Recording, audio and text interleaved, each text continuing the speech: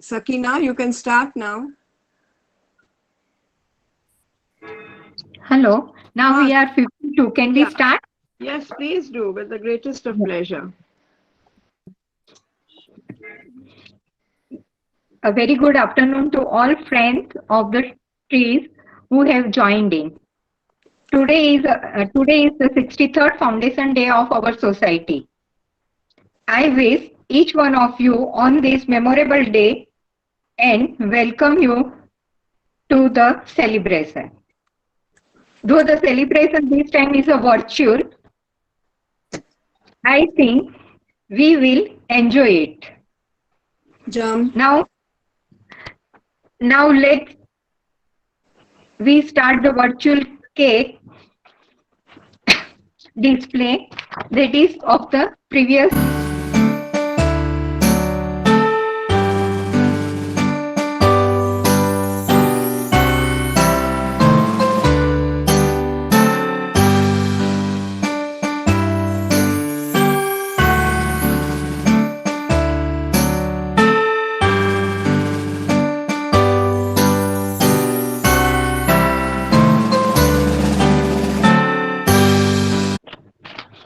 So now I request our President Emeritus Dr.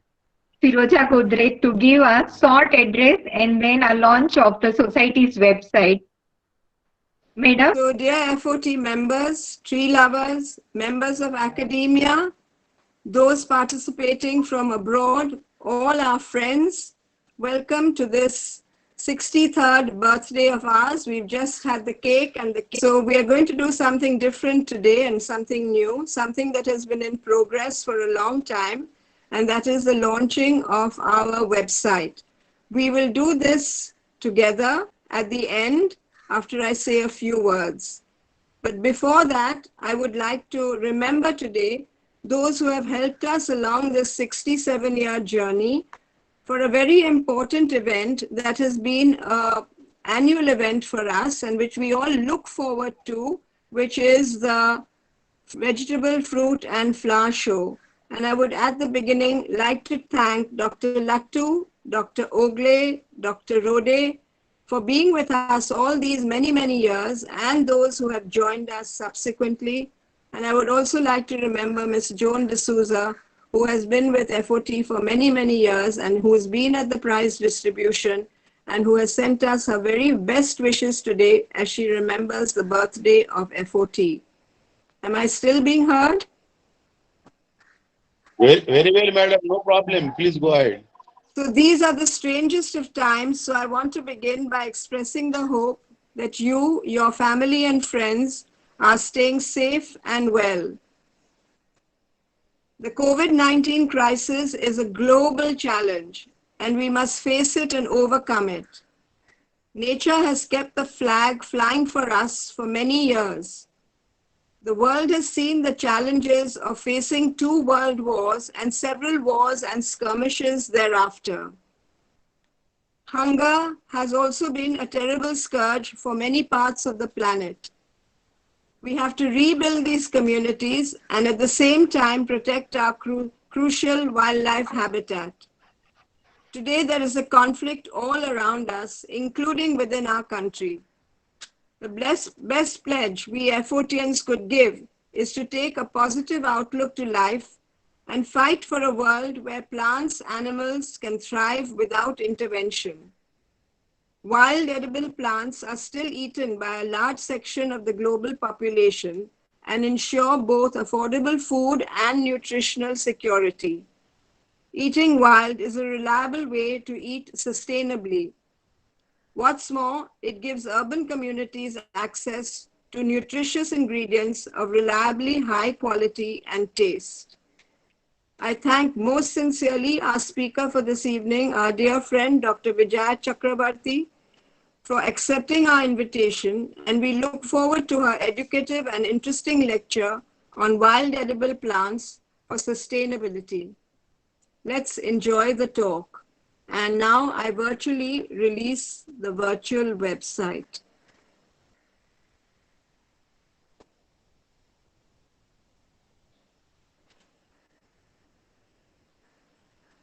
Over to you, Sakina.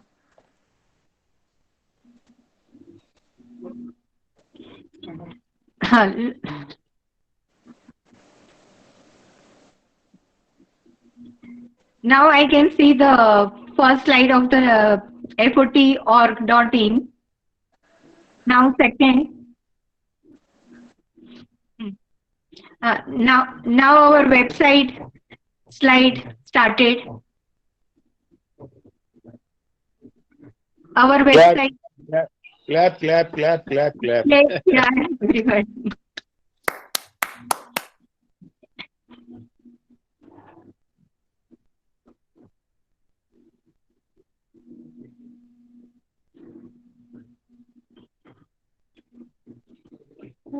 Pages. Next page. Tree plantation page. Great, great. Very nice, very nice. Good, good, good, good, good. That's enough. Go for any random, select any option in, please. Yeah, next option also.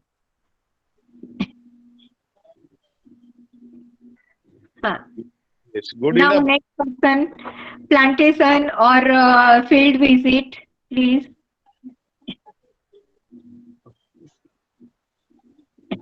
Flower show or any flower show slides also. Yeah. Field visit. Now we are on the field visit page. Yeah, it's a winding, rewinding. Yeah. Then flower show.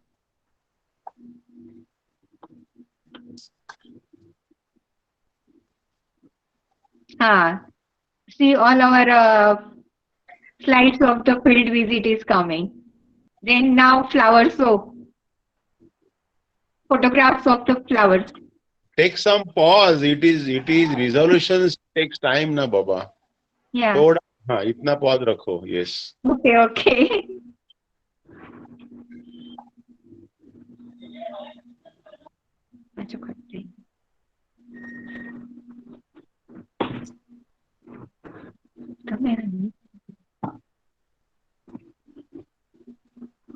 Yeah, these are our medals. These are the prizes. This is a Yeah. display.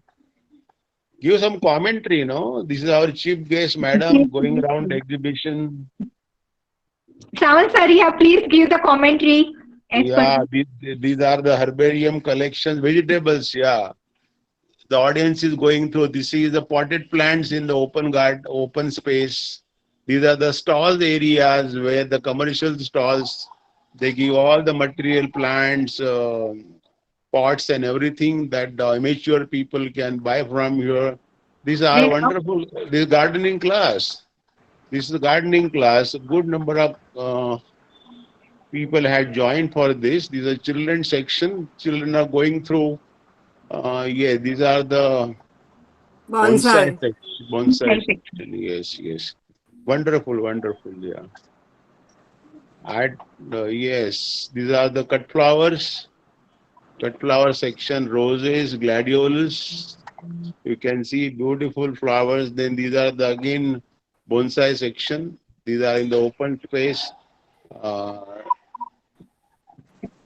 the doctor, yes, yes. Parikh and all, yes, yes. These are the potted plants, seasonals. Seasonal plants. Then bougainvillea you can see in the corner.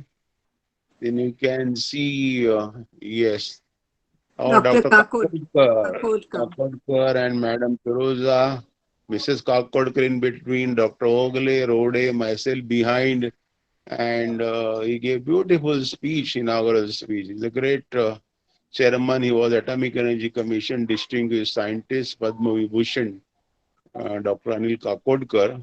Or incidentally, he was a student of Ruparel College itself. So it was passion for him to visit and give away this product we could just see just now, and very happy to have him here. These are the trophies, prize winners. And these are the second prizes or trophies again, consolation prizes, and Dr. Kakodkar addressing the gathering. You can see our office bearers, President Emeritus, myself, Dr. Salunke, Chairman of the show committee. And these are the glimpses of the exhibitions. And again, you can see Yenda, Yendu, and the seasonals again, mass display, right? And that brings the beauty to our, Weekend. yeah,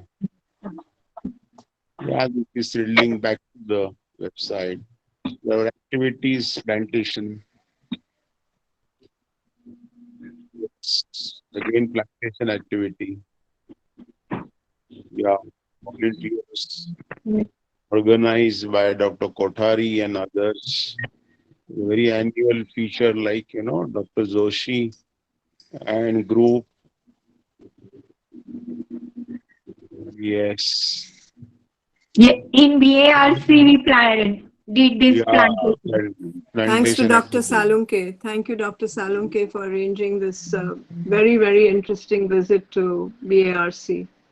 Yeah, at courtesy, Dr. Sarunke, head of the landscape division, BRC. Uh, yes, sir, he organized the visit, which is otherwise difficult to enter Now the. Yeur Hill we did plantation last year. Oh, yes, yes, yes, yes. Hmm. Yeah, we can see some of our old supporting members also there. Good. This is Vanashobha. Yeah, this is absolutely dedicated outcome of Dr. Firoza Godrej. Without her being there. Terry to give the short address, please. What shock? See, this is a big occasion for Friends of Trees. We have completed 63 years, and I'll tell the name of some stalwarts who started, who worked for this organization over the years. It was the idea of Lilavati Munshi, Kulpati Munshi, B.G. Ghade, Joseph John, Homi Baba, Dr. Homi Baba, J.J. Baba, V.P. Nayak, Vasundhara Nayak, who became Chief Minister afterwards, S.P. Godrej, Kishan Mehta, Mr. Panikar, N.S. Rao, Homi Talyar Khan, Taurul Alwani, and afterwards, B.G. Ghade was the first president of Friends of Trees, while Joseph John, a very, very energetic person, he was the honorary secretary, and afterwards, after leaving Mumbai also, we started the activity in Kerala. We started Kerala chapter. Aspi Balsara was secretary for some time. Dr. Devras was well connected. Usha Desai was joint secretary. Professor Bole was also there. Humayun Abdul from beginning he is there. And he fought for FOT for nearly 7 years in the court to save trees of Linking Road. Dr. Eddie Sawant, Nand Kumar Nayak, their work, and after J.J. Baba, President J.J. Baba, after he completed 20 years of presidency, Madam Firoza Godrej took over and gave new life and continued the activities. Today we have to wish her Navroz Mubarak, Madam. Thank you. Now, Yes. we had 3 chapters, Calcutta, Ahmedabad, and in Kerala. Calcutta was looking after Mr. Rushi Modi and Ahmedabad by Mrunalini Sarabhai. Afterwards, now we are not having these chapters, but we should start because this activity should not confine to the city only. Should spread, and we should find out some way we can start chapters in different parts of India, and this activity may continue. Also, very few might be knowing that today is the foundation day, or we started Godrej Tree Bank in 1975, 45 years back. And many areas of Mumbai have become green because of the activity or contribution by Godrej Tree Bank. Beginning we were getting from BMC, we were raising those plants and then distributing. So these are few things, and now webinar we have started because of COVID, we are not able to do anything, no tree plantation, no nature trails, and we are confined. My clinic was also closed in last 6 months. Everywhere we are not able to work. But the webinar, first I asked Mr. Ajit Joshi, he organized 2 webinars, and then Sakina and Mr. Menon, they organized 2 more. And this will continue. There is a big demand. And we should have more webinars on indoor plants, greenhouse, bonsai, forest trees, for which can be planted in city of Mumbai, orchids, and many other topics should continue. And we should have more and more members. With these few words, I conclude here. Thank you very much. Thank you, Dr. Kothari. Now I request Doreen to introduce our today's speaker, Mrs. Vijaya Chakravarti. Doreen? Yes. Good evening, everybody. It gives me great pleasure to introduce to you today's speaker, Mrs. Vijaya Chakravarti, an ecologist and a landscape designer. I have known Vijaya since 2003, when she was my teacher for gardening at the Sophia College. Then I got to know her a little better when we traveled together in Kerala and the heritage sites of Hampi and Badami. And then now even better because we are together on the managing committee of FOT. Vijaya began her career as a lecturer in sociology at St. Xavier's College, but her interests always lay with nature and trees and plants and the outdoors. And she's been very lucky that she has been able to convert her passion to her profession of landscaping.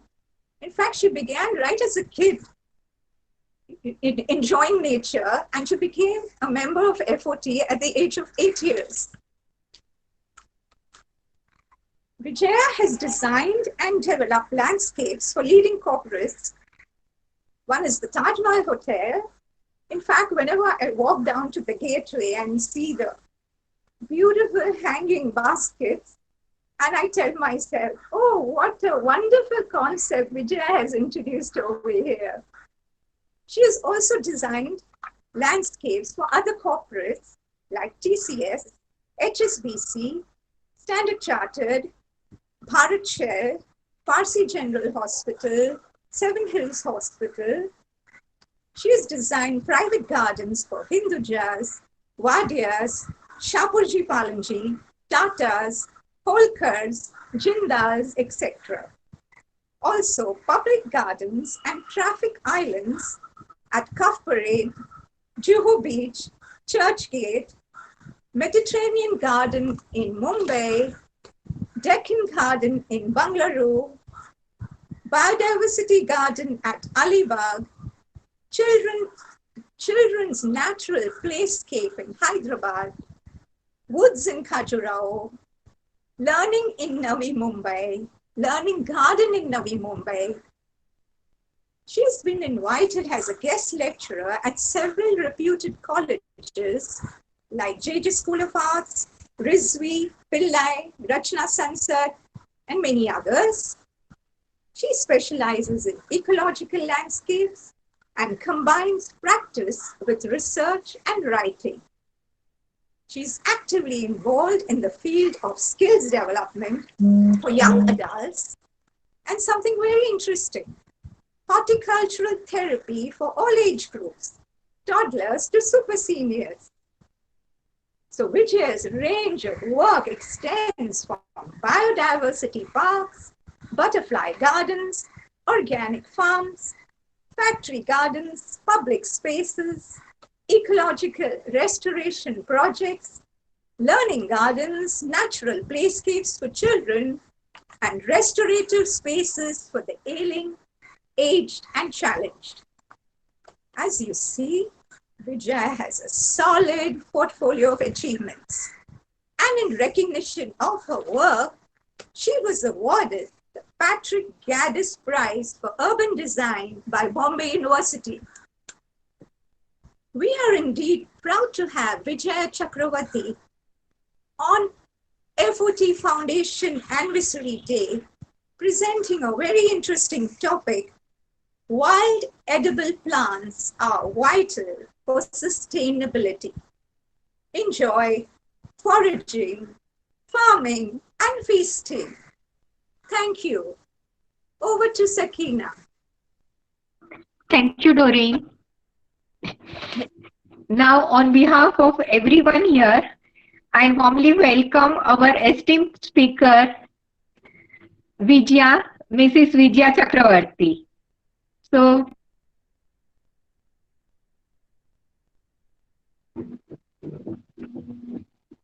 Yeah, yes, Vijaya, we can see now. you can see now? Oh, okay, thank you. Good afternoon, Dr. Godrej, Dr. Sawant, Dr. Saraswati, Dr. Kothari, and my dear friend Sakina, and all my friends from FOT and others. Thank you very much for inviting me here today on our Founders Day. I'm going to jump straight into my talk. In February, just before the lockdown, I had given a wild food, party to my friends. I was inspired by Maharaja Digvijay Singh's book on the cooking with the Maharajas. And so I decided, why not have a pretty meal? So I took the palash and I boiled it and added wine to it and made sangria. And my last dish was the Shanka Pushpi pudding. And of course, I had raita with drumstick flowers and banana flower kebabs, imli flour chutney, marigold koshimbir. Koshimbir is a salad, and parijat herb rice. Rabindranath Tagore was extremely fond of parijat. His mother died when he was young, but his memory, his association with his mother was the smell, the fragrance of the parijat flowers she used during her puja. Most of the things you will see today have, I've grown them, I've cooked them, I've eaten them, except this Mogra buds Guravali. I was studying in St. Xavier's and I had a friend, Amla Kothari, and she belonged to the Pathare Prabhu community. And she told me about this fascinating sweet puri into which Mogra buds were inserted. They made small holes and inserted the buds. And in the morning, they gave it to the new bride. So imagine the surprise the little bride had, the young bride, not little, the young bride had when the flowers opened in the night and they all popped out of the puri. This was a way of telling the young bride that we will treat you like a flower, but you give your fragrance to the whole home. This is the flow of the presentation. Basically, I will be talking about the wild food plants and the sustainable development goals set by the UN. And the UN has said by 2030, they want to eradicate hunger, have zero hunger. And I will be talking about food security. If you look to the right, you can see the swarm of locusts destroying crops, destroying trees. If we had an early warning system, we could take preventive measures. And another thing, I was reading in Times of India the other day about the migrating painted lady butterflies. I believe they travel 14,000 kilometers.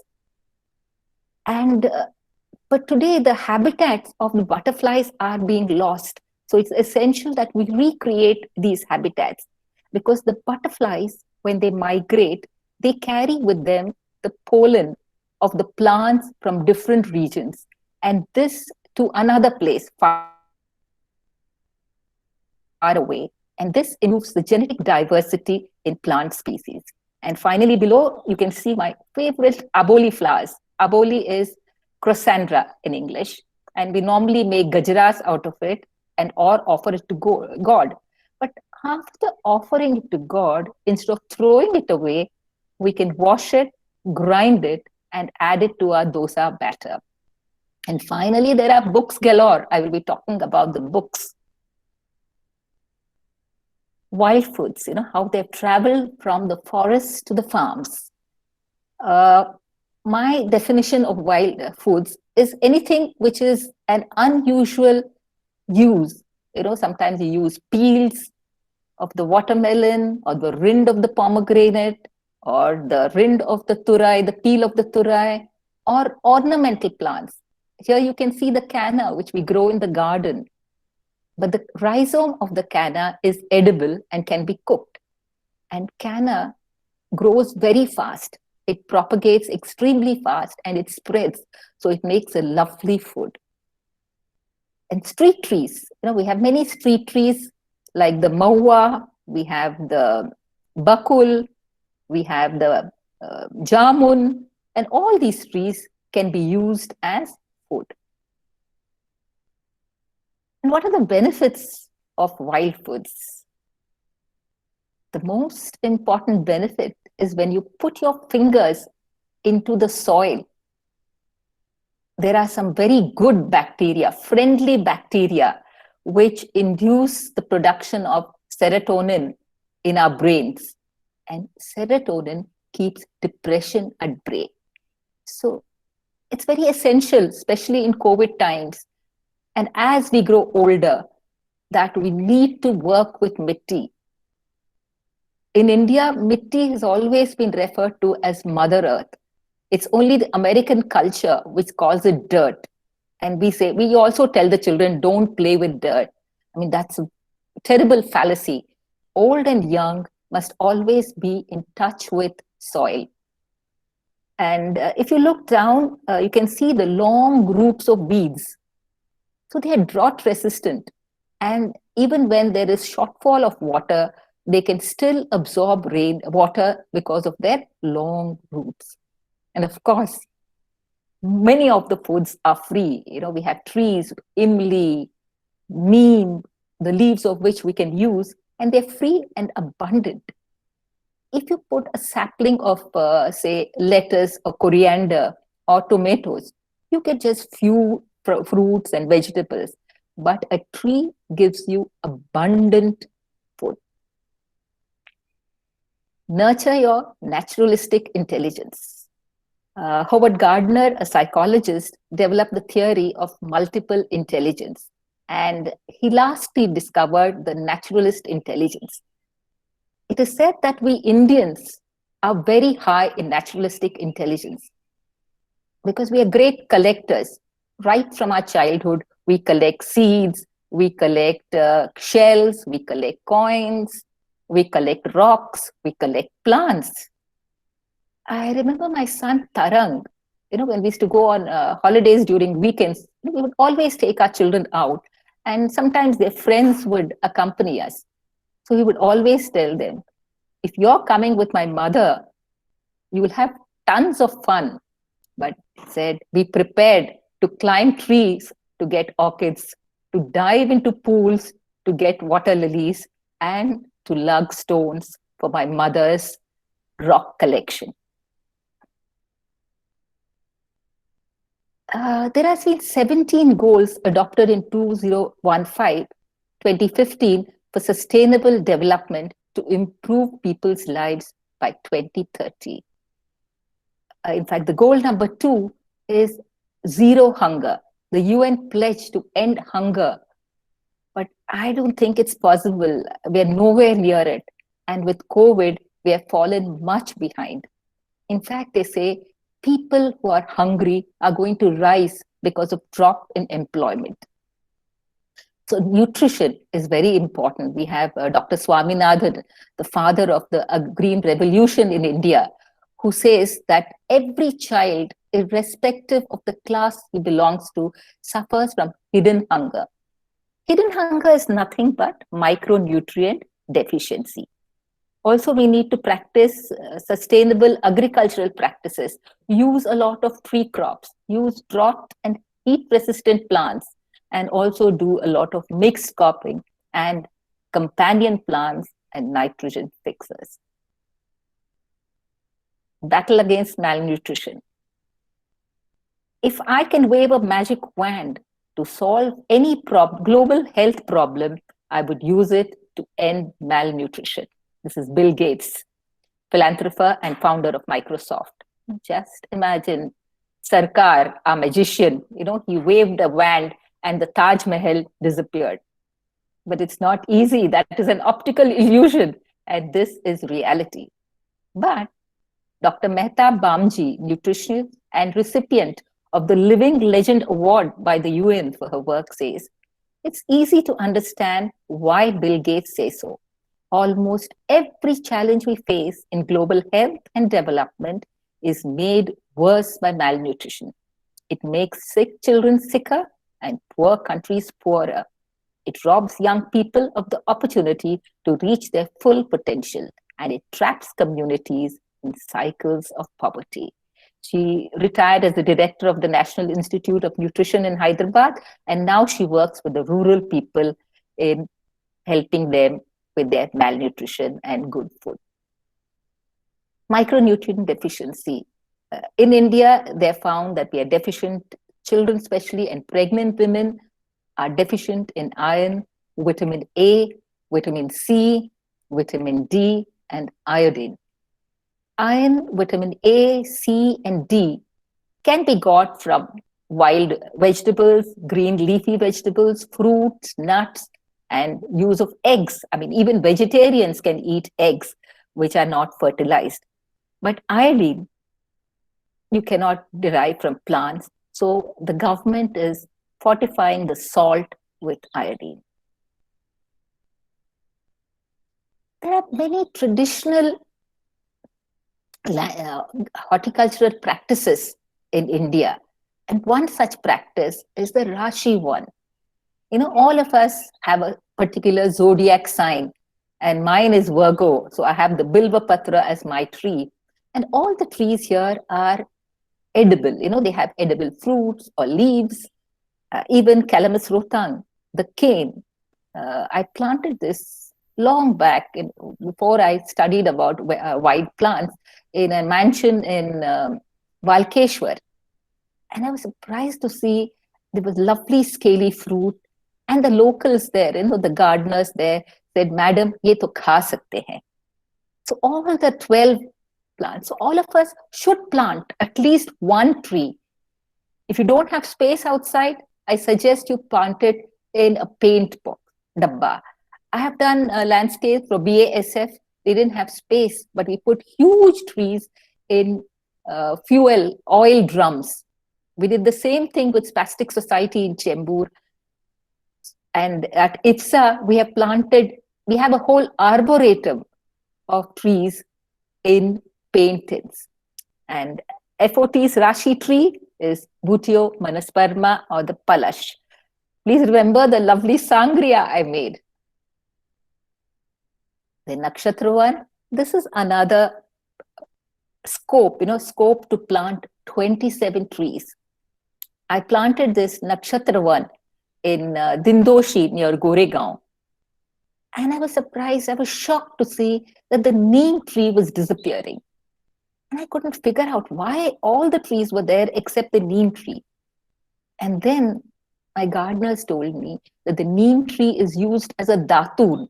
So all the workers, migrant workers, are pulling off the tree. So then they suggested we put a cage around it. So I said, no, so let's make a small neem one and put big trees so that they can enjoy the use of the datun.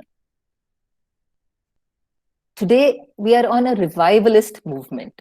We're trying to bring the wild foods back. When my daughter Gina was young, I would give her haldi ka doodh, and she would gulp it down happily.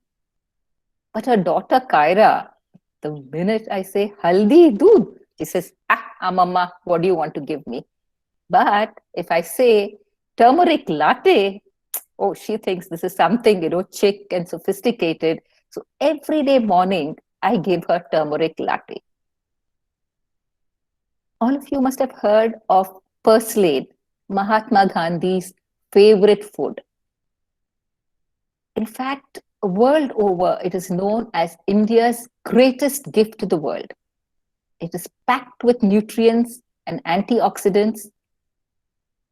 And Gandhiji used to eat it every day. He used to make luna bhaji nu shak. During World War I, there was a lot of scurvy among the soldiers. So the general, one of the generals, he deputed 10 soldiers. Imagine taking away 10 soldiers from active military work and setting them to forage for purslane. So all day long, they gathered purslane and it was served as a salad to the soldiers. And soon the soldiers recovered.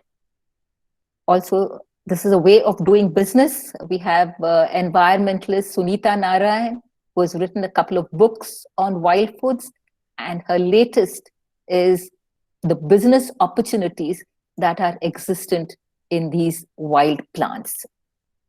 And of course, I've told you about my fashionable foods, Palash flower sangria and Shankapushpi pudding. It's a fantastic dining experience with immunity building fruits. Vandana Shiva, ecologist Vandana Shiva, my mentor, and I simply admire the lady. She's a physicist by training, but she works in the field of ecology. She has set up a seed bank called the Navadhanya. Recently, St. Xavier's had a webinar where, Vandana Shiva spoke brilliantly. I mean, absolutely brilliantly. Thank you, Dr. Shinde. And she said, in the fields, the rice fields of India, there are 80 types of edible weeds. And it was the women who took care of the micronutrient needs and the diet of their children. So after work, they would gather these weeds and cook. So all the needs were being met. But with the coming of the Green Revolution and the emphasis on chemical fertilizers and pesticides and weedicides, most of these weeds are disappearing. In one of my sites, there was a very poor lady. I mean, she was working for me, a local lady. And at the end of the day, she would gather some plants. And I would ask her, what is this you're gathering? She said, this is Chevale. These are the roots, the shoots which come out and they make a wonderful sabzi. So I told her, why don't you cook some for me? It was absolutely beautiful, absolutely tasty.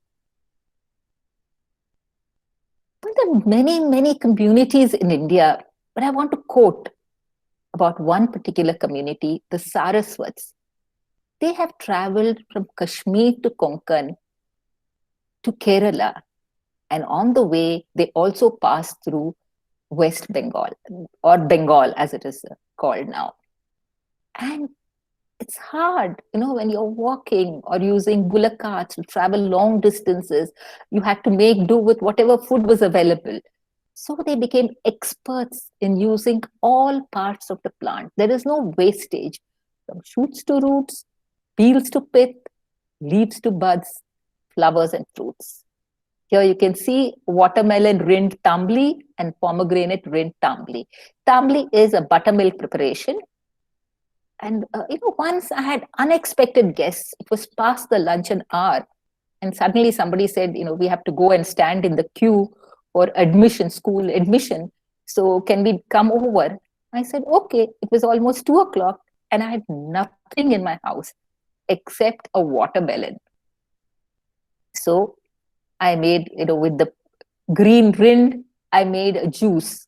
I learned it with my teacher, Jyoti Parik. She had, many, many years ago, she had a class on organic foods. And then the pith of the watermelon, I used it like dudi in the sambar. And in my house, in the grill, I always have the mayalu plant. So I could make lovely bhajiyas out of it and hibiscus flower sharbat. And that was it. The meal was much appreciated and enjoyed by them. Mushrooming without fear, do's and don'ts. Please be careful when you go foraging or gathering mushrooms. If in doubt, simply throw it out. And if a mushroom smells rotten, it is rotten. And make a positive identification using more than one source. I suggest having a mentor. FOT has a lot of trips, nature walks. So we could have a mushroom walk and a book. Also look at a book, at a mentor, and don't use just one source. A long back, it's a very ancient story. There were some Indian monks, Indian travelers, medicine men actually, walking towards China. They thought there is a better avenue for them. And there they came, they found out that the Chinese emperor was sick. And they had a lot of dried mushrooms. They were carrying a lot of dried fruits. This is a very good preservation. It's extremely good for food security. And India, we had this tradition of drying different fruits and vegetables for later use. So anyway, they had this dry mushroom, a very medicinal mushroom, and they made an extract, a kadha, and gave it to the emperor, and the emperor got better, and he gave them permanent residency in China and an exalted position. On the left, we have the Chinese goddess of healing, who normally carries a mushroom in her hand. Mushrooms are great for livelihood. You see rural women, they forage, they've also learned to grow mushrooms, and for the educated also, it is a great business opportunity. I grew mushrooms when I was living in Chembur, Mysore colony, and it was a transparent bag like this. So I was told, keep it in your bathroom where it is humid and dark. Of course, I had lovely crops of mushrooms, but then, I had to choose between my husband and kids and the mushrooms. And of course, you know whom I chose. But today, one of my friends, Dr. Param Antapan, was telling me that you can grow them in black bags. So they're dark inside and you do not get much light, and you need not put them in the bathroom. Baiku kashi, kadi patta jashi. How is your wife? This is Marathi. I will translate for you. How is your wife? Newly married bride. Says, oh, she's like kadi patta. There was this young man in a village, and then he goes with his friends, and his friends ask him, "Kashi आहे रे तुझी बायको?" "आहे, kadi patta jashi." What he meant, she's ordinary, like kadi patta. It's so aromatic and it's full of nutrients, full of medicinal properties. All that is imbibed by the curry in which you put it. But what do? You discard the kadi patta and eat the gravy and eat the rest of the curry. So in the villages then, this was how a woman was being treated. Though she was nurturing and giving all the nutrition to the children and the rest of the family, she was regarded as a chattel. Of course, things are changing dramatically now. Moringa, the drumstick. As a child, right up till I got married, I lived with my parents in Tata Colony in Chembur, where we had sprawling homes and sprawling gardens. And in our house, we had 6 drumstick trees. And Bonnie Kapoor, we went to school together. We used to call him Achal Kapoor. Those days he was known as Achal. He would come home every afternoon, and inevitably my mother would cook drumstick, either drumstick sambar or drumstick flour raita or drumstick leaf sabzi. And he would enjoy it. And we would play on the branches, swing on the branches. It's a very fragile tree. If Bonnie and I swing now, I think the whole tree will be uprooted like most of the trees in Mumbai during the monsoon. And every part of the moringa or the drumstick is useful. It's considered as the future food of India, of the world, future food, and has been used for improving the malnutrition in Africa. Gular ke phool mat mango. There is a tradition in Punjab, of getting dahej or dowry. So people normally say, if it was an impossible demand, they say, gular ke phool mat mango. But why? The gular ka phool, you cannot see the flower of the fig. It is hidden in a skin, and it looks like the fruit. And also, if a person is not seen for a long time, they say, "Aap to gular ke phool ban gaye." You're not seen. This fig fruit is edible, but then there are lots of eggs of the fig moth.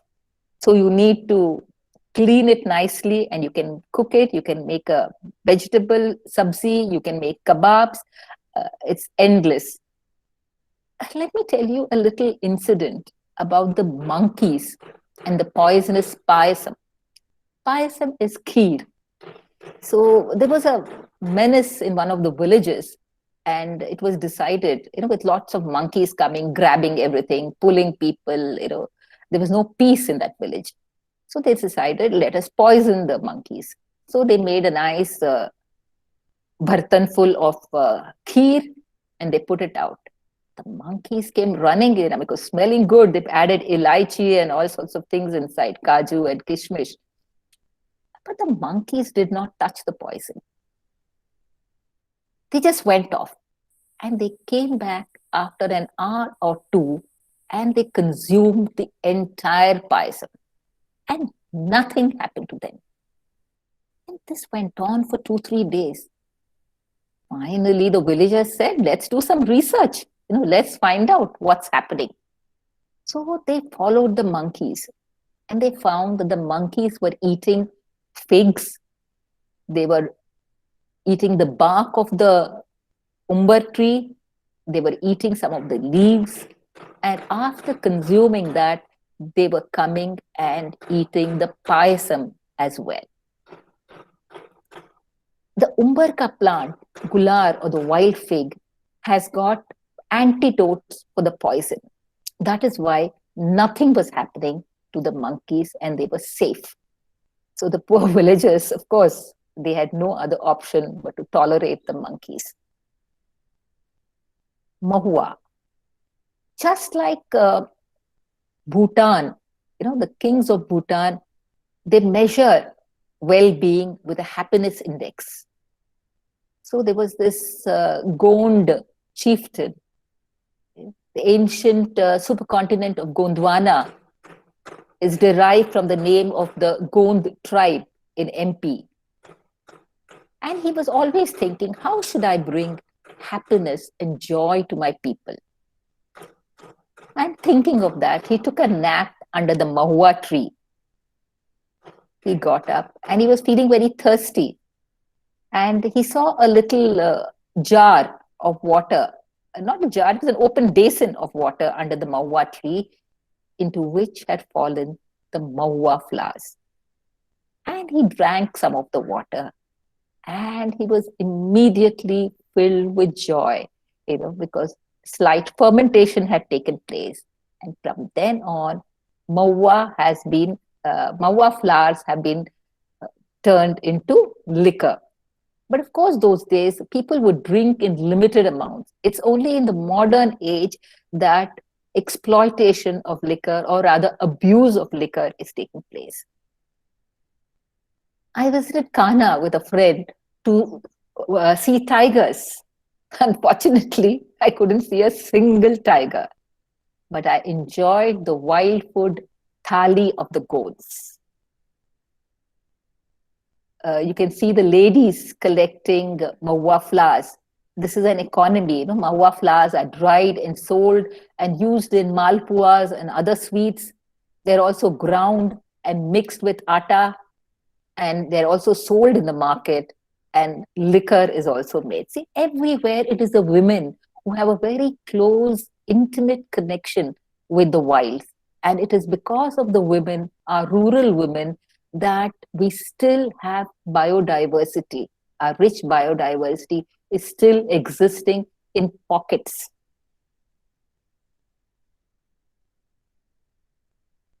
In our home, my in-laws' home in Bangalore, we had a number of jackfruit trees. And whenever my mother-in-law would visit us, she would ask my son Tarang, says, "Beta, what do you want?" And this little boy would say, "Party, bring me jackfruit." She was a good packer, so somehow she managed to get the jackfruits to Bombay. But it always, whenever I think of my son and my mother-in-law and the jackfruit, I'm reminded of Gerald Durrell, the naturalist. He once went to Mauritius to research, and help the golden bats and the pink pigeons. And he was told, though he was born in India, he was brought up in England and elsewhere, so he never knew a jackfruit. So in Mauritius, they said, golden bats love jackfruit. So if you're going into this remote island to look for bats, then please carry jackfruit. So he didn't know. He got a jackfruit, cut it open, and he got into this small flight which was taking him to this remote island. And the whole flight started stinking. Many people cannot tolerate the smell of the jackfruit. And unfortunately or fortunately, the plane did not take off. And the next day, when he went to catch the same flight, there was no one else except him and his jackfruits. Today, a lot of research is being done on jackfruits and is used as a meat substitute. And as you know, jackfruit is the largest tree-bearing fruit in the world. Even its seeds are used. They're rich in calcium, potassium, protein, and iron. It's a poor man's food. We always call the wild foods as poor man's food. But in the past, they were the food of the Maharajas. Tansen and the tamarind tree. If you go to Gwalior, where Tansen's grave is there, musicians from all over India come to eat the leaves of the Imli tree. My father, he's here today watching, he's in his early 90s. And every time my farm supervisor would come, he would tell him, "Mujhe Imli ka patta aur Sheuga ka patta lao." That fellow was very happy. Imli ka patta, he doesn't have to do any work, no labor involved. Sheuga ka patta, absolutely no labor involved. So he would happily, and to that he would add kadi patta leaves, and he would bring. But they were highly nutritious. Everybody thought, kya hai imli ka patta? But lovely dal, lovely chutney can be made out of it. And the musicians used to eat the imli to improve their vocal cords so that they could sing better. Kadamba, Haripriya, and the pride of Mysore. Kadamba tree, under which Radha and Krishna romanced. And the tree associated with the naughtiest pranks of Krishna. The fruit is edible and it's exotic. The other day I was looking up at Amazon and they were selling them for some 500 rupees and quarter kg or something of that sort. Above you can see the emblem of the Kadamba dynasty, a lion. And Kadamba dynasty is one of the ancient dynasties of Karnataka, and they also ruled Goa.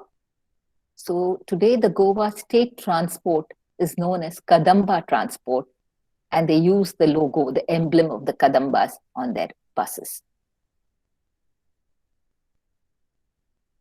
Yeah, all of you all must have read about this recently. Maharashtra government has declared Sunarashia alba as a state mango tree of Maharashtra. Why this? There are so many mangroves growing in India and in the West Coast. Why have they chosen this? The main thing is it is resistant to rising sea levels because of its tall breathing roots. It can even breathe when there is a lot of flooding. These roots still come above the water. And it is a pioneer species. it helps to colonize newly formed sandy mudflats. And its wood is resistant to shipworm and pests because of the high salt content. Of course, today we're talking about edibles, so its fruits are made into pickles and vinegar, and its leaves have antimicrobial properties and are edible too. Well, plague came to Karnataka in 1896, and a lot of people died because of plague. So temples were set up. In India, we adapt very easily when people come from different places. We had the Jews coming in the ancient times to Kerala. We had the Syrian Christians coming in. Then we had the Zoroastrians coming in. And we had a lot of Islamic religions coming in. But India has this capability to absorb anyone and adapt. So similarly, we had these goddesses for smallpox. Then came the plague, and they found that the neem, people sitting under the neem tree or the peepal tree, benefited from, recovering from plague after they were treated. And so they built temples, and in the temple they planted a neem tree or a peepal tree. And people leaf sabzi. This is once again from Sunita Narayan's book, where she talks about the tender leaves of the people, which are edible, and also neem leaves. In Bengal, they use neem leaves with bangan or brinjal. My grandmother, she was a hygiene freak. She was brought up by an English governess, and she was very, very particular about all these things. So she would put a white bed sheet below the neem tree and collect the flowers, which she used to make, fry it in ghee and make powder to eat along with dosas and idlis. Today, the temperatures are rising. The water levels are going down. So we need to also look at fruits and berries which are drought and heat resistant. We have the tadgola, which fruit is edible, and even the young saplings are, we call not steamed, but roasted, yes, roasted and eaten. They're delicious. I used to eat it in my grandparents' home. They used to roast them and taste very good. And of course, the karvanda plant, then bilva patra and bilva fruit is drought resistant, and it is extremely good medicinally, both for dysentery and constipation. Then we have the falsa, the tiny fruits of falsa from which the sharbat is made. And then two exotic plants, the dragon fruit and the prickly pear. I was in Cyprus once, and I went to the supermarket. They were selling these cactus flowers, actually rather fruit. I was wondering what happened. What do they do with it? So the lady told me you can make a delicious dessert with it. And I used to be always tempted to try out new things, so I purchased it. And the dragon fruit is so attractive, and it is now being grown in India. It is drought resistant. Bananas on the brink. Today, all over the world, we use the Cavendish variety of banana, and this is prone to pests and viruses. And they say soon it will disappear, So researchers are looking out for new varieties, new hybrids because, everybody eats a banana all over the world. But there are very few wild banana plants from which, wild bananas, anything wild is a gene pool from which you can experiment and come up with new varieties. Creepers. Creepers, are space savers. You can, grow them in small spaces because they grow vertically. And here we have this Mayalu leaf, the Indian spinach or the Malabar spinach. It's packed with nutrition. And you can make lovely bhajiyas. You can cook it with dal. You can cook it by itself. And you can add it to chicken. I mean, it's got endless varieties. Even the seeds are edible, and they also make a wonderful edible dye. You can add it to any sweets you're making. You get a lovely purple dye. And even the tondli leaves are edible. The fruit is edible. And both the leaves and fruit are used for diabetes control. Of course, they say tondli leaves are good for diabetes and obesity if you want to lose weight, and for menstrual pain in young girls. See how happy the farmers are. You know, they've got a good crop of suran, elephant yam, and each must be weighing a couple of kgs. And then you see the Taifa or the Manmad Bhan. Manmad is the god of love, and he's supposed to shoot arrows at couples to make them fall in love.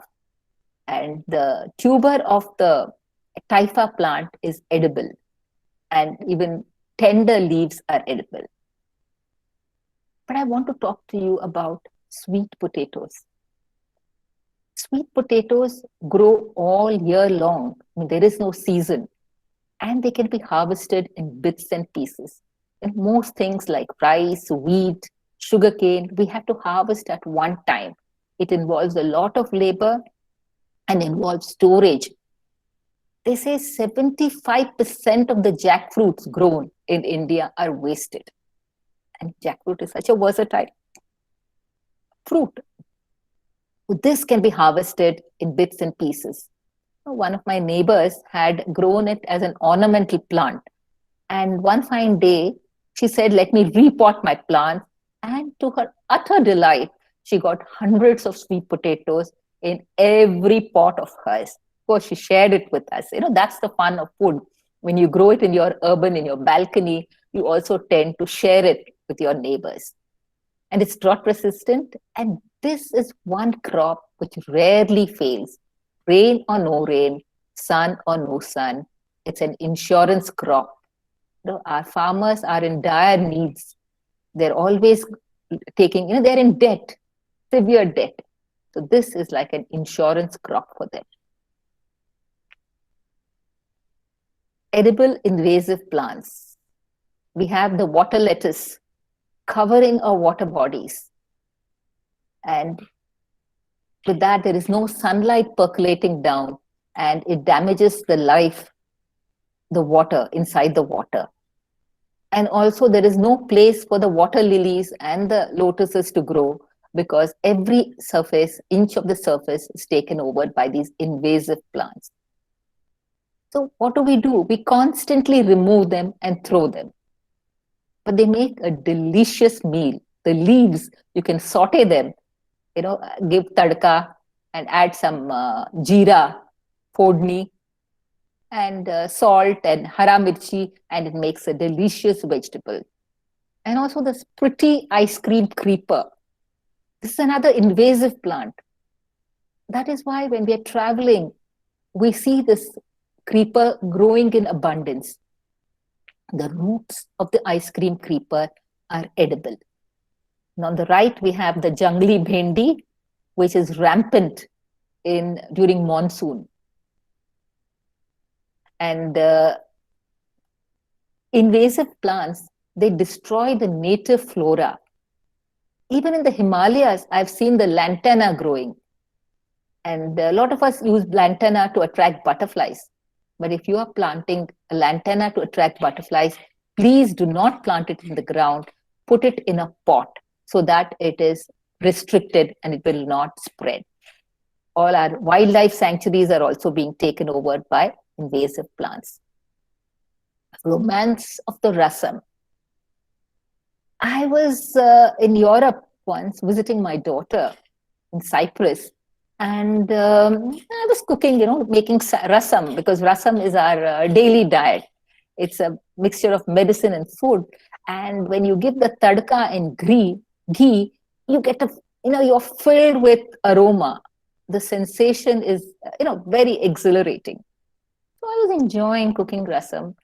And suddenly there was a knock on the door, and a policeman, a neighbor, the pediatrician's husband, he came and he says, you Indian food, I just cannot tolerate. I feel like puking. So from that day onwards, I was very, very careful, what I cooked. And then I discovered that in Singapore, a similar incident happened, and it happens all over the world. That somebody, a new Chinese neighbor had come next to an Indian neighbor, and she was cooking some curry. And the Chinese gentleman came and he says, you can't cook because it's very obnoxious for us. So he went to court, and the court declared that the Indian family could only cook after the Chinese family left the house, left for work or school. Then the Singaporeans protested, and they had a campaign called Cook and Share a Pot of Curry.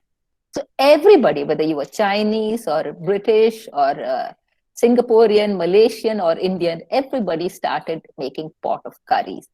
Till then the Chinese neighbors understood. The mulligatawny soup. If you go to England, everywhere they serve this mulligatawny soup, which is nothing but pepper rasam. Mulga in Tamil is pepper, and tanni is water. It's actually pepper water. Another forgotten food is the pipli, or the long pepper. Today we use long pepper only as a medicine, but earlier it was an important food item, spice. Chilies were never there in India. They are a recent export. It was the long pepper and the black pepper which were used.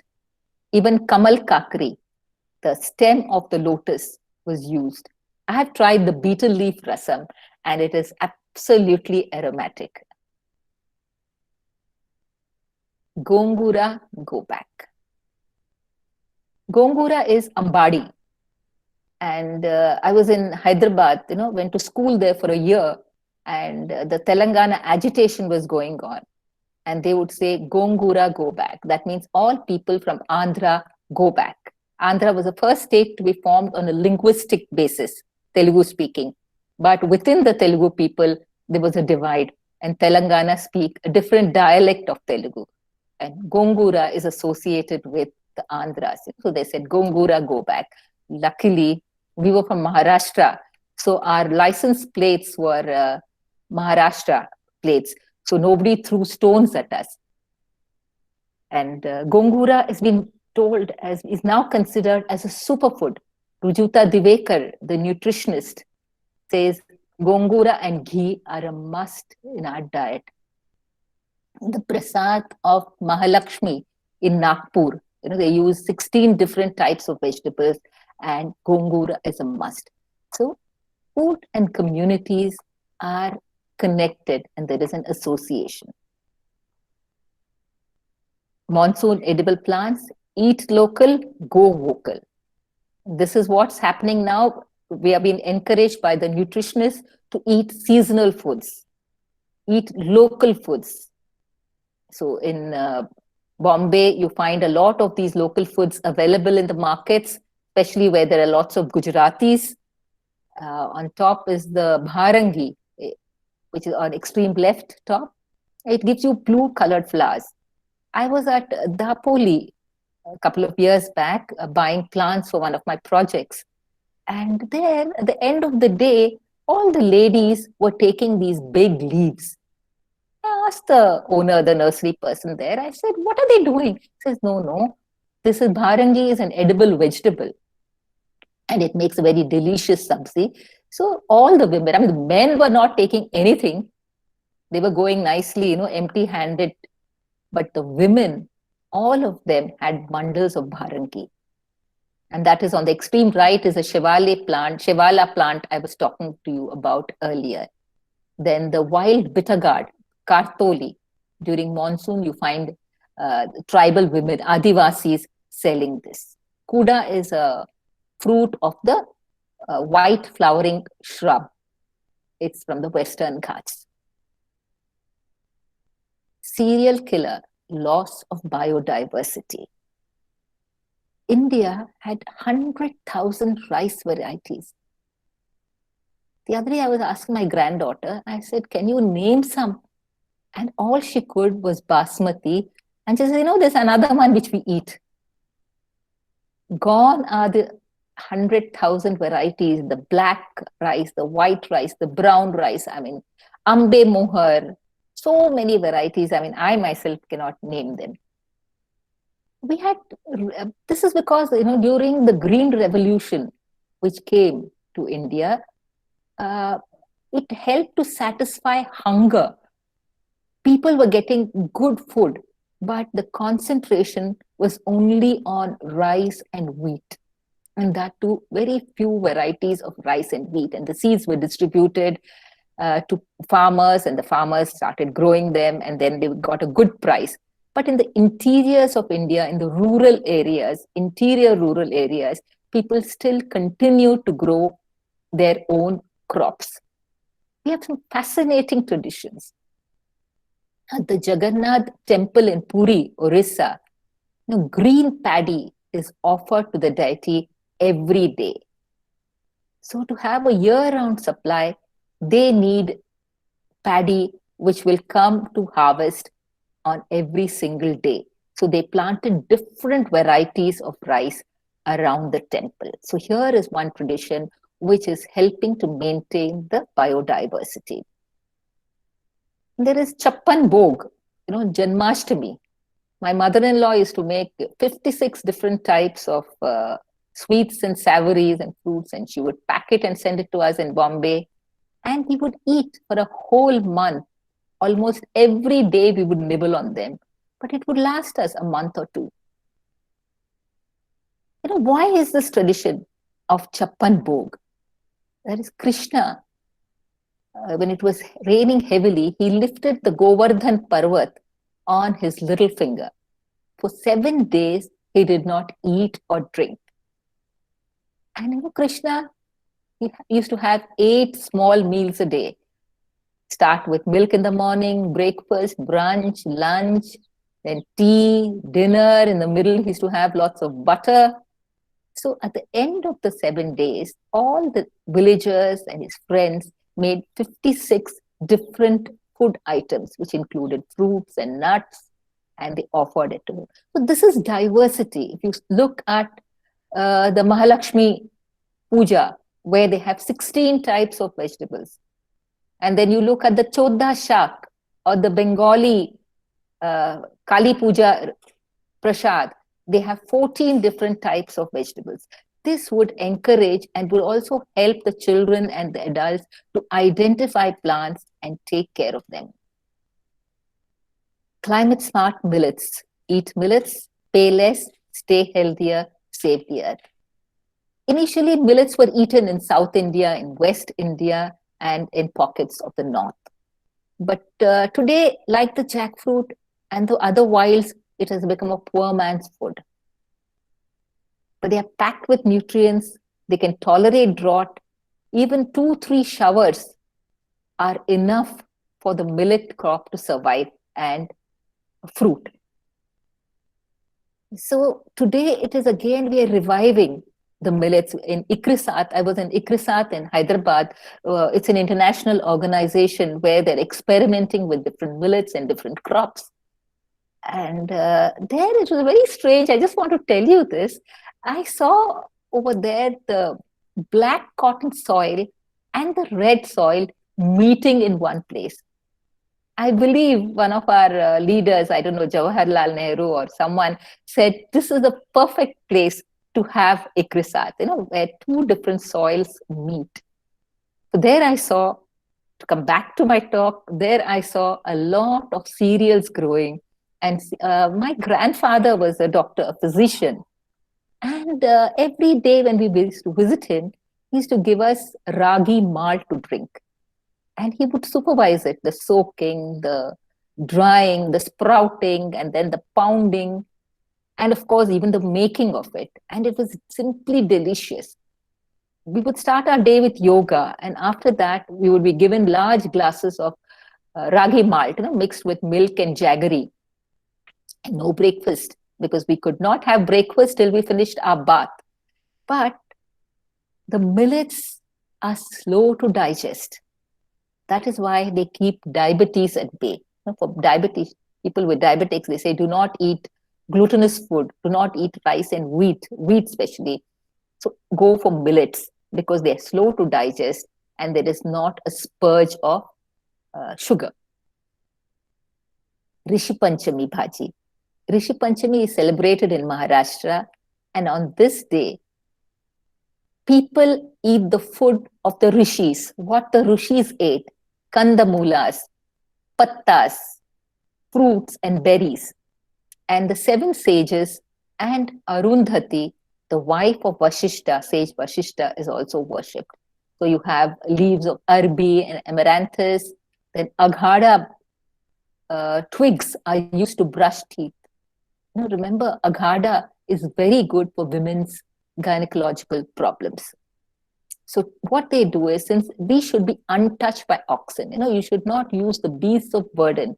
So they grow these vegetables, and many of them till date grow the vegetables for Rishi Panchami in their home gardens.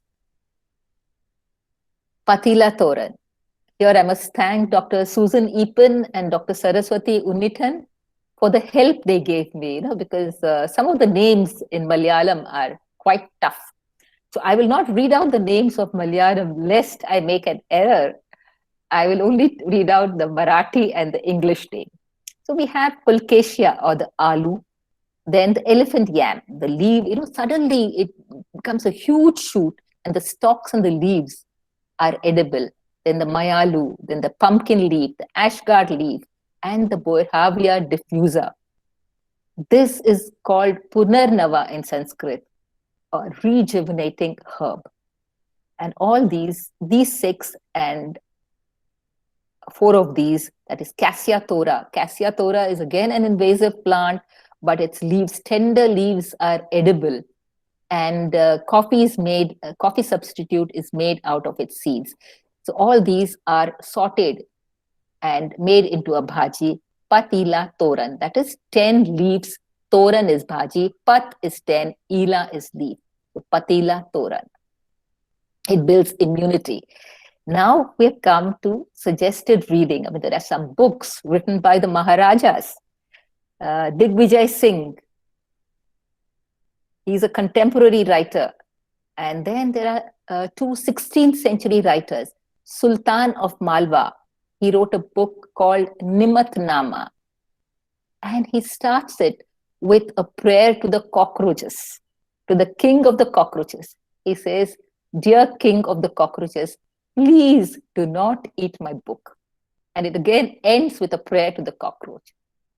Of course, there is only one book of this, and it is lying with the British Library in London. And another very interesting book is the Supa Shastra of Magarasa III. It's written by the king, the culinary traditions of medieval Karnataka. It is translated by an IAS officer, Bhatta, and it's a fascinating book with a lot of wild food, and it is available on Amazon. Then, of course, I have written an article in Vanashobha, FOT's Vanashobha, called First Foods, Feast Foods, Free Foods, Forgotten Foods, Wild Foods, and Loss of India's Biodiversity. I'm not connected with the Indian Maharajas. All I share with them is my last name, Chakravarti. I would just... Question answer. Most welcome. Thank you. Okay. So yes, please. I'd like to thank Doreen first, for such a lovely introduction that I got totally floored. And it was something, which I never expected. But thank you, Doreen. I enjoyed it very much, reminiscing my old work and our days in Sophia's. Manik was also there in Sophia's, along with Doreen. Yeah. Yeah, Sakina, any questions? So I request all the participants, if please switch on your audio, and if you want to ask any questions, directly we are taking. Any questions?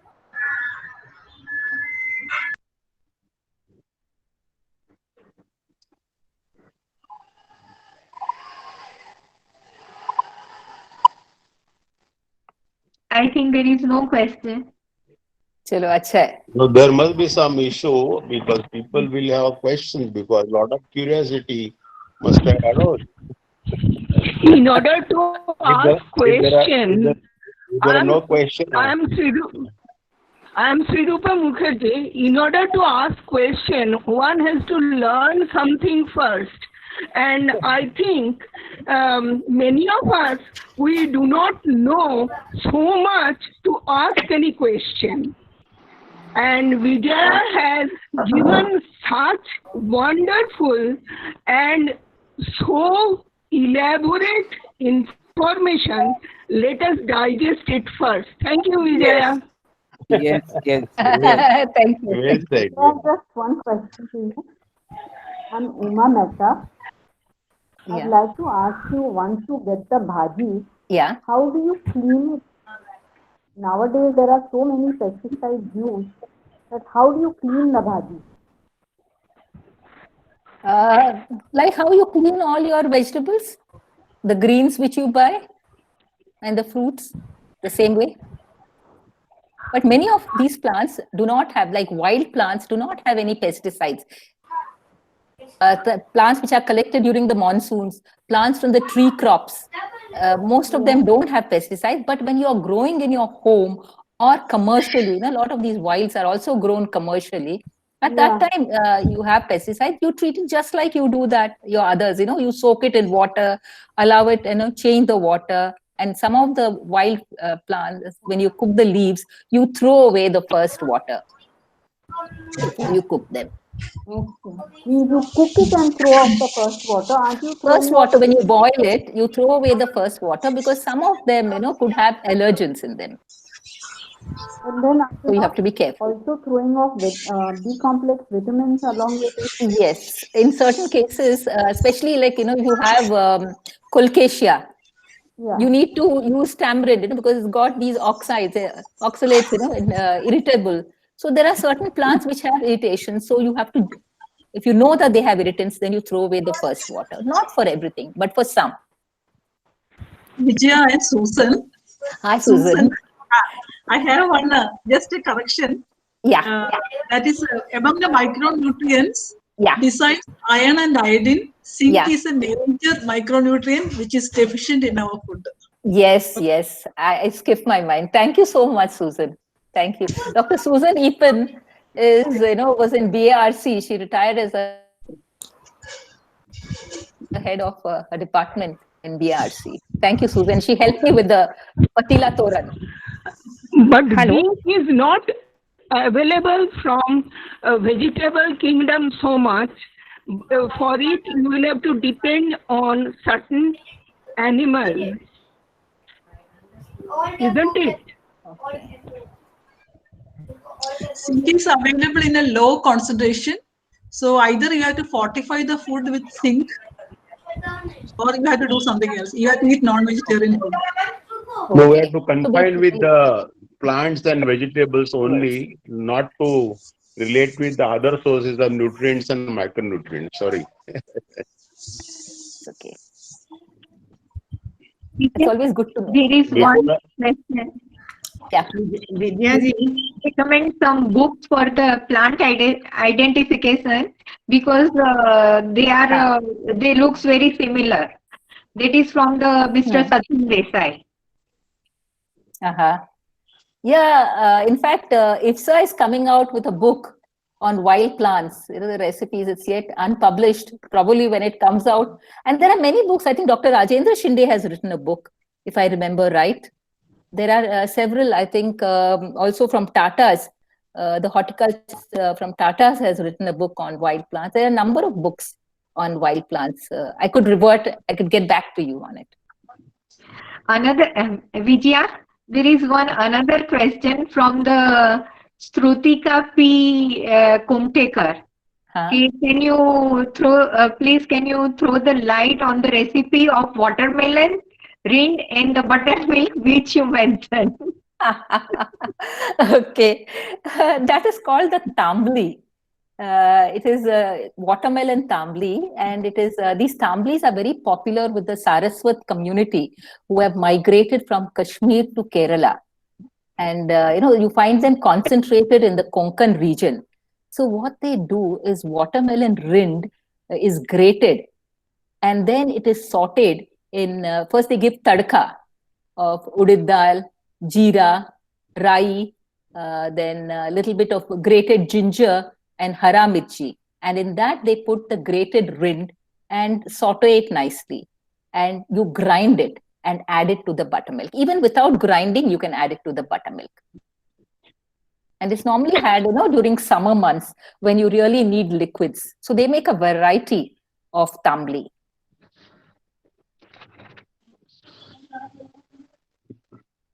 Now, any questions? Vidyaji. I have. Yeah. Sorry. Vanaja. Okay, go ahead. Yeah.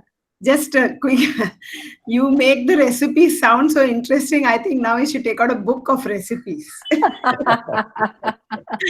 Yeah, because there is so much we know, each day we are learning. I was talking to you about 3 Maharajas, who have written books, and Sunita Narayan, the leading environmentalist of India, she has come out with 2-3 books. Okay. And we have also put some in Vanashobha. So you can read our article in Vanashobha. I think it is 2016. I'm not too sure. Or 17. Yes. Yeah. We can put it up on our website. You can read the recipe. Oh, lovely. It's not a recipe, it's an Thank you so article. much. Yeah. Thank you.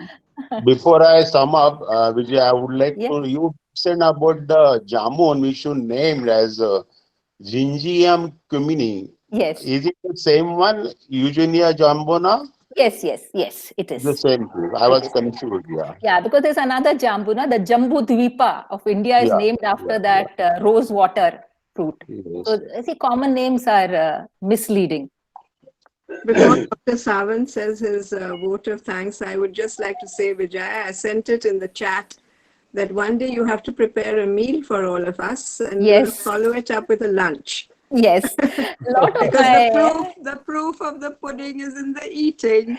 Dr. Godrej, there are many people here who have eaten, some from Namunas, some from FOT, Manik and Sakina, and from IWSA, who have tasted my wild food meals. Very good, because your opening slide with the 9 identified, I think that was a perfect beginning of a sort of a soup and ending with a dessert. So when we can get together, we'll definitely arrange this. Thank you. Over to you, Dr. Sawant and Dr. Ashok. Thank you, Vijaya. I won't come again. Thank you, ma'am. Dr. Vijaya, Indian Army has brought out a nice book on wild edible fruits and plants. Yes. It's a very old book, but they revised. Yes. Even the British Army has. Even the British Army has, because these are the survival tactics when you are in the woods. How do you survive? Especially commando training. There was one gentleman I met, I think Captain or Admiral, I don't know his this thing, but he was telling me that he had a commando training. Chandwankar, Captain Chandwankar, he had a commando training where different wild foods were told to them how to use, and even autoimmune therapy. They said if you have, having no water, then you must also drink a little, sip a little urine to satisfy your mouth. So these are all commando training. I can't hear you. Dr. Sawant? Okay. I think you have. Hello. Can you hear me? Yes. Okay. Dr. Sawant sir, one question from the, hello? Yes. We have one question from the Swayam Siddha Sarma. So she is asking for the pipli vegetable recipe. People and pipli are different. Pipli is long pepper. So what we do is you take the dried long pepper, it's available in the market and it's very easy to grow. It spreads rampantly, even if you put one cutting. And this, you make like rasam. Normally what we do is to make rasam, we take a little ghee and in that we put tadka of jeera, methi, rai and kadi patta, hing. And then we add these pipli and put water and little tamarind juice and salt. Oh my God, the aroma is simply saying that any foreigners around, they will either run away or make us run away. So now we close the question answer session, and now I request Dr. Sawant Yes, Sakina, to thank you very summarize much. the program and thanks of word.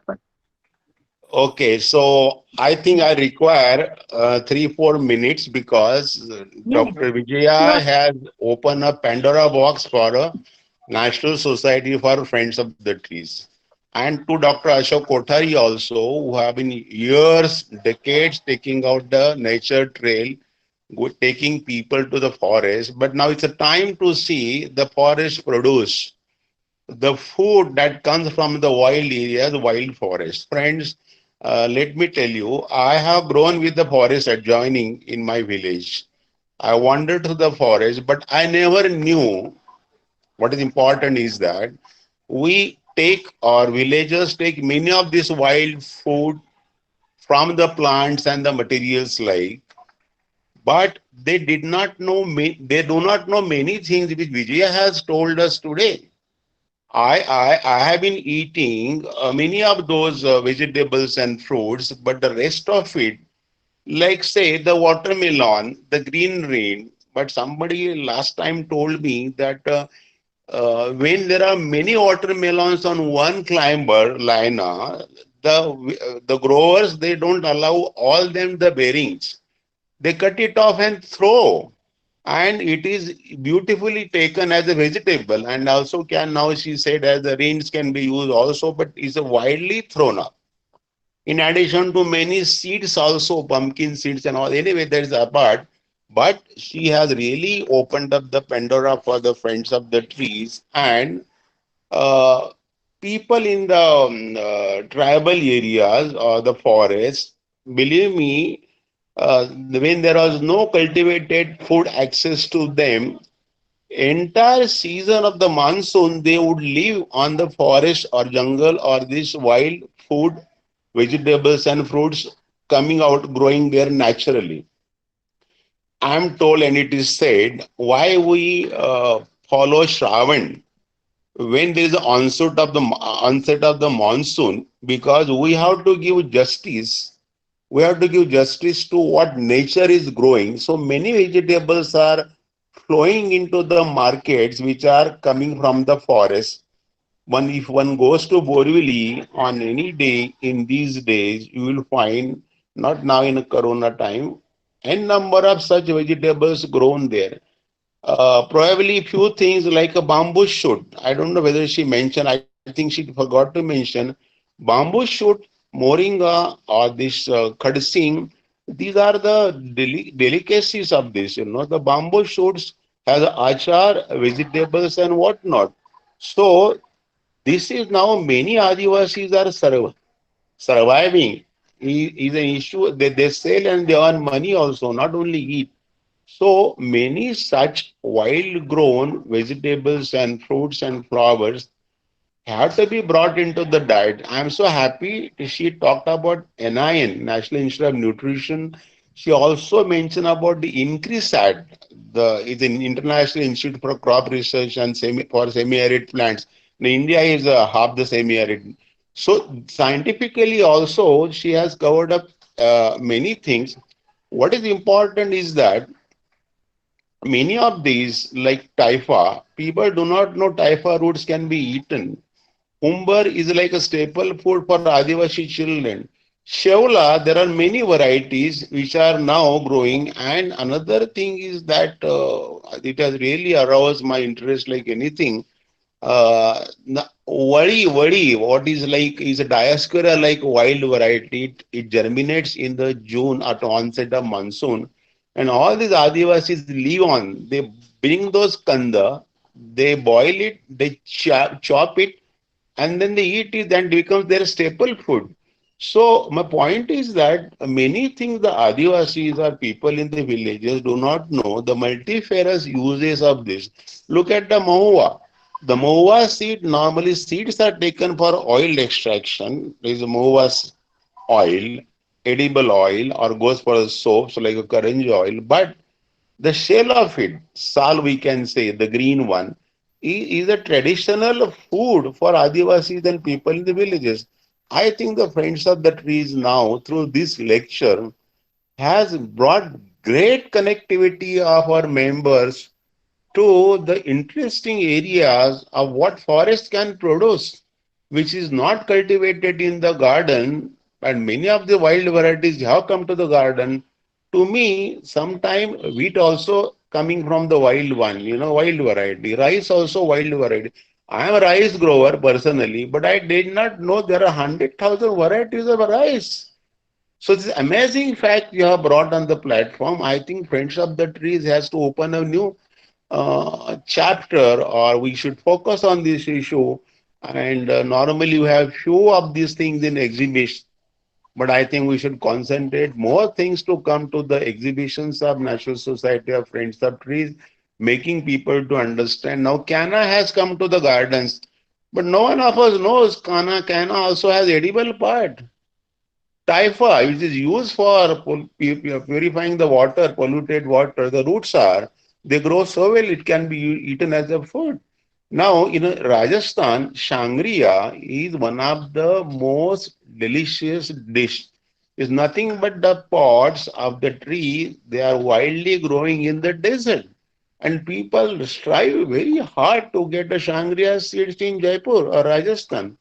So, Dr. Vijaya, I can go on and go on, but I do not want to because of limited time.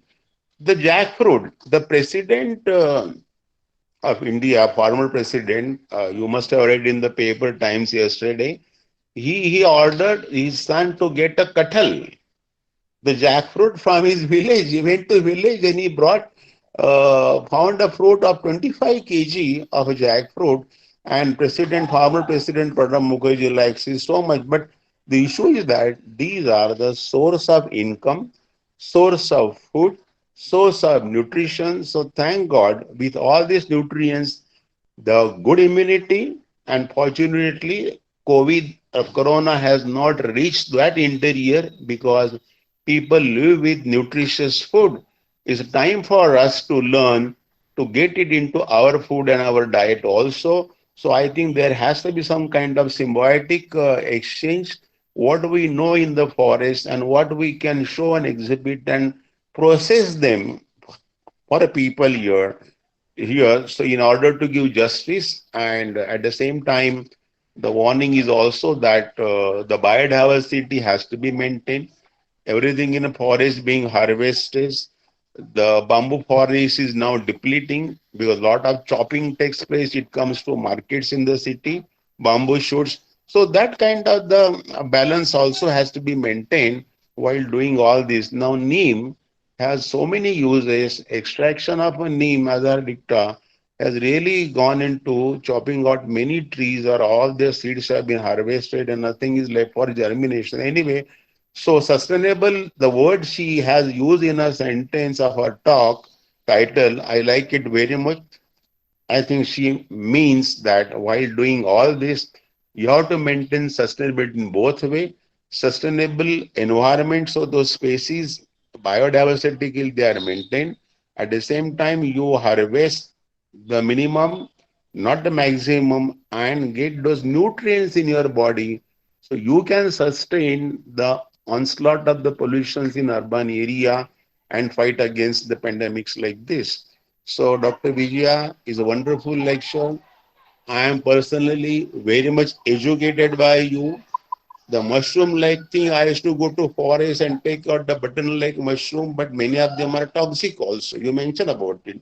So those accidents also take place in villages. Instead of edible, people harvest that toxic also. They have no knowledge of differentiation. So I think we have to transfer knowledge there. Tell them what can be used, and we also have to tell them that how you can maintain the biodiversity and not destroy it. So thank you very much. We have been benefited immensely. I am sure Dr. Firoza and Dr. Kota, you must have liked it very much. And I think this section of our activities we must strengthen now. And Dr. Kothari, I think taking a visit to Borivali vegetable market some Sunday when there is no pandemic, we can move, we can see lots of these things, vegetables in the Borivali market itself or Thane market. So thank you very much. Thank you very much. I am through, Dr. Sakina. Yes. It's over from me. Yeah. Thank you, Dr. Arun Sawant. Thank you, Vijaya. And thank you, all the participants and everybody. Now, it's, I think, time is only few seconds are there, so we close it.